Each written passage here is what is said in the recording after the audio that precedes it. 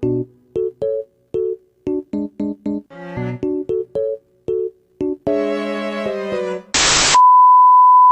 that time of year again, when horror movies dominate the box office, and kicking off the Halloween season is Saw X, a movie centered around an untold chapter in the life of John Kramer before he died of cancer, set between the events of the first Saw movie and Saw 2. For those who have never seen a Saw movie, John Kramer is also known as the infamous Jigsaw, a man who kidnaps innocent people and forces them to play a lethal, gruesome game that is incredibly difficult to survive. Over the years, the Saw films have given us some of the most disturbing scenes of all time, with games where people are strapped to chairs or devices that will basically peel off their flesh or chop them up into bits and pieces unless they beat whatever game they were forced into. Now, I think that most of the Saw films are pretty solid. Saw 1 through 6 are all pretty good. Saw the Final Chapter, a movie that wasn't even the final fucking chapter of the fucking series, was fucking terrible, and then Jigsaw and Spiral were very forgettable. So when this movie was announced, I wasn't totally excited for it, but I knew I had to see it since I had seen all the other films, and now that I have watched it, I would say that it's Well, I mean, it's definitely not as good as the original Saw film, but I did enjoy it for what it was.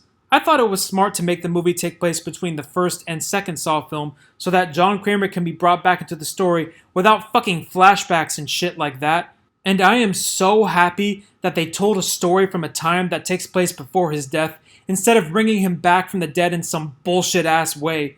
We've all had our fair share of terrible character resurrections in movies. Anyways, this will be a spoiler heavy review, so if you haven't seen Saw X yet, you've been warned.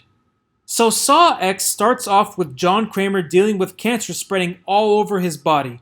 He's old, he's weak, and he knows he's going to die soon. He learns about a new surgery that the doctors say could cure his cancer completely. See, now that's some bullshit.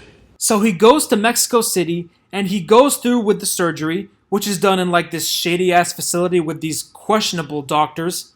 After the surgery, he doesn't feel that much different, and he eventually finds out that the surgery was all a fucking sham. Oh no! John Kramer was bamboozled.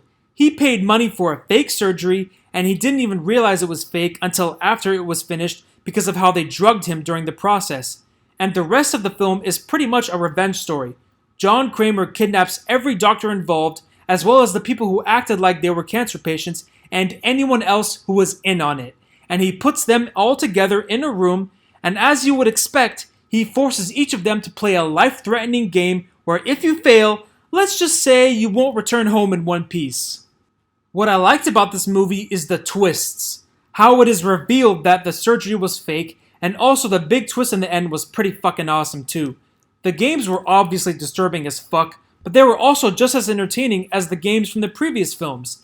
The games in these films are usually creative, and they are what make these films so engaging despite how disgusting they are. And this movie has some of the craziest games I have ever fucking seen. What I didn't like about this movie is how it idolized a mass murderer. In the old films, John Kramer was always the bad guy, and the cops usually chased after him or anyone else working for him.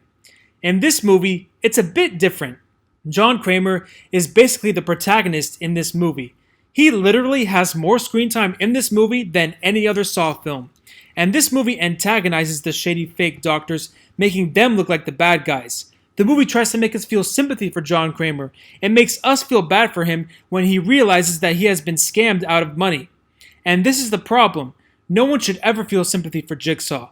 He is literally one of the most psychotic fictional characters of all time. And the movie tries to force us to think that he is the good guy in the story, which was honestly pretty fucked up and kinda weird. The movie tries to make us think that the shady doctors deserve to be put in these violent games. It was supposed to be satisfying when they failed to survive. And that bothered me, because at the end of the day, no matter how shady these scammers are, none of them deserve to die. However, I could sort of understand why the movie was made like this, considering that it is literally centered around John Kramer, a fucking mass murderer.